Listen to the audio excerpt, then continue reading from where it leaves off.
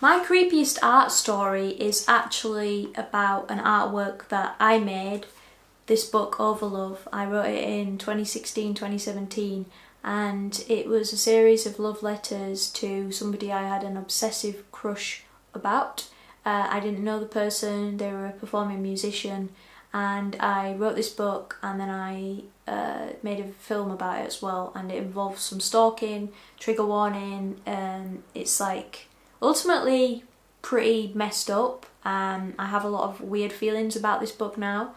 I don't want to retract it or take it back because I think it's an important lesson, it's an important literary experiment, and it's an important inquiry into like where are the rules and the boundaries between like what you get to use for art and life, and when life imitates art and art imitates life. In this case, life imitated art and life served the art, but it's also like a dangerous and creepy game to use people in that way.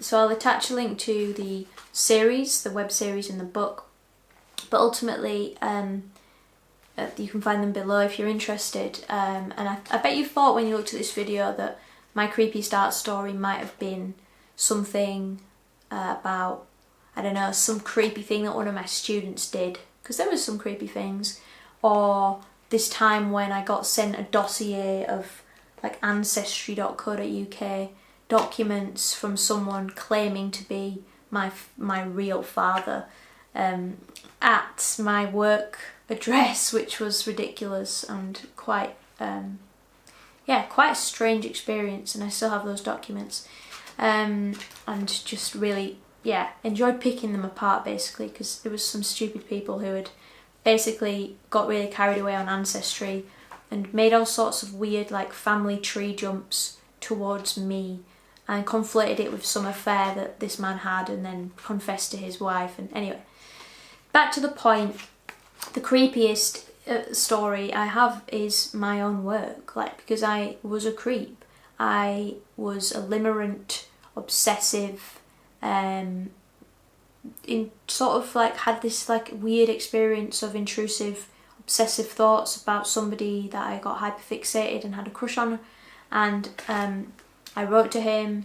Initially I was just writing to myself. I did reach out to him on Facebook. He responded, and that's what started this all off, because it was almost like an invitation. And basically it's a tale of, like, the way that it was framed when it was published was a non-fiction novella. So that in itself is a paradox, a non-fiction novella. A novella is a literary form.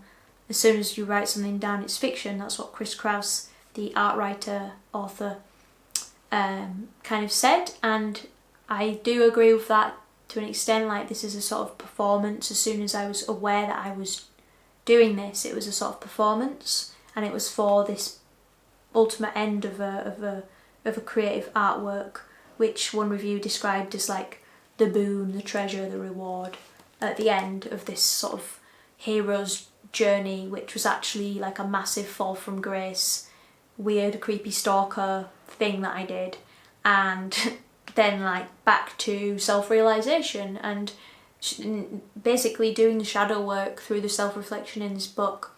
But ultimately at the time of being a creep, of essentially stalking someone, or, you know, this was in the days when you could go on Facebook and not be friends with somebody but see which events they were attending. Like, you can't do that anymore. That's what I did essentially, and I found out that this guy was going to this event, and I went to the event, and I had an encounter basically. And all this time I was in a relationship that was supposed to be monogamous. I had these ideas about being polyamorous, thinking on reflection. I was basically living out a sort of masochistic attachment to a distant male who looked away and didn't reciprocate. And if you have this, if you have crushes, if you have fantasy bonds, if you project romantically onto people that are not in your life, or are not reciprocating, or are not really available for you, check out Limerence, check out Sex and Love Addiction, SLAA, Addicts Anonymous. I didn't really resonate with SLAA because it's very, like, ultimately a little bit sort of puritanical and religious in origins, and there's sort of this terminology policing which I didn't like, but I resonated with the term limerence. I'll post some links about that below. But really, yeah, the book, the video series, it's all, and soon to develop an album from the whole experience as well. It's a creepy thing where I used the female gaze and the fact that, like, I'm a woman as an excuse to do creepy shit, because women obviously have been the muse, have been crept on. Like, there's this whole parallel with Dante and Beatrice and men that make women into statues, and I thought that me doing that in reverse was a transgressive thing, and maybe, yeah, ultimately it was, and I think there's a lot of value and intrigue and entertainment and just sort of underworld depth plumbing in this work, and there's some good reviews about it as well. But I just wanted to say what my position is on it, I suppose, and say that that is my creepiest art story so far. I wouldn't do something like that again. Doing that was enough to know that it was wrong and that I shouldn't do that, basically, and I shouldn't put a real person in the position of feeling stalked or violated.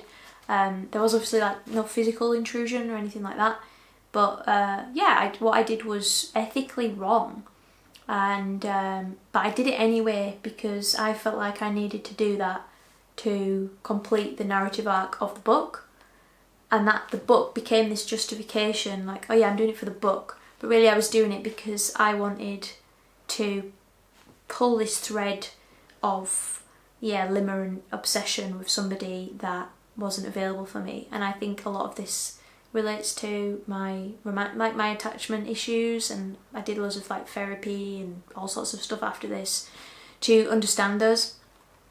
But yeah, there's a lot of cases of people with you know, there's a sort of hyper focus, there's an obsessiveness, there's an intense capacity to observe when you have that creative inspiration and proclivity, and that focus can sometimes extend, that obsession, that fantasy, that inner world, that imagination that we have as creative people can extend to romantic others and other people, and then we can start using them as, like, pawns in our creations.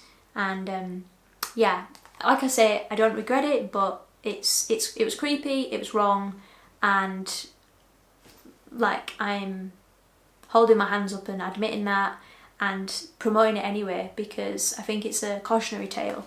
And I would also want to invite anyone that has similar stories, has done similar things, to comment below, share your stories, or reach out to me. I'd love to hear from you. I've loved hearing from people and fans that have read this book and have similar stories about their crushes, or, like, writing to their whoever's limerent objects, and it's really important that we can, like, be accountable and reflective and aware, so we don't need to be so creepy, basically, and resolve our issues and then go back to making more wholesome work that is still as cathartic, but it doesn't need to necessarily involve or compromise other people. That's my little moral thought for the day. Thank you for watching, and if that intrigues you, check out the book, the ebook and the web series via the links below.